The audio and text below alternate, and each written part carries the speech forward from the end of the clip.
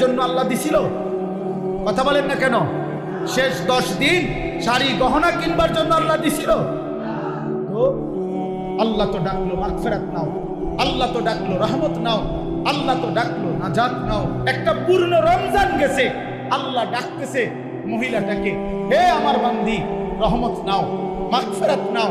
শেষ দশকে আল্লাহ ডেকে বলে, আমার ইমানদার বান্দি নাও, জাহান্নাম থেকে মুক্তির পরওয়ানা নাও। আর ওই নাফরমান নারী, ওই বেহায়া নারী বলে, এই মাওলা, তোমার জান্নাত আমার লাগবে না, তোমার নাজাত আমার লাগবে না, তোমার এটি তুমি রাখো, আমি জুতা কিনতে যাইতে আসি, আমি মার্কেটে যাই জুতা কিনতে। মনে রাখিস তোরে জুতা দিয়া ফিটবে, জুতা দিয়া, জুতা দিয়া ফিটবে, জুতা দিয়া বললাম। বেহায়া নারী মনে রাখিস, তোরে জুতা দিয়া ফিটবে, তোরে ফেরেশতা জুতা দিয়া ফিটবে। কার আহ্বান প্রত্যাখ্যান করবে? রমজানের শেষ 10 দিন জুতা কেনার জন্য আল্লাহ দিছিল? কথা বলেন না কেন? শেষ 10 দিন শাড়ি গহনা কিনবার জন্য আল্লাহ দিছিল?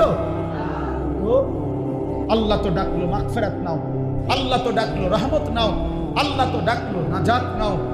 তুমি কও না আমার লাগবে না জুতা, আমার দরকার জুতা, আমার দরকার শাড়ি, আমার দরকার ফেয়ার এন্ড লাভলি, আমার দরকার গহনা। আমি রাস্তার পুরুষ দেখাবো, আমি বখাটেরা রেডি হয়ে আছে আমার রূপ দেখার জন্য, যৌবন দেখার জন্য।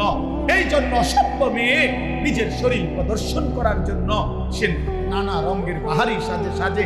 আরে নারী, ওই মেয়ে, কন্যা বোন, তুমি যদি বুঝতা যারা তোমারে দেখে তারা তোমারে উপভোগের কল্পনা ছাড়া, তারা জিনা ব্যভিচারের কল্পনা ছাড়া আর কিছু তাদের দিলে তোমার প্রতি জাগে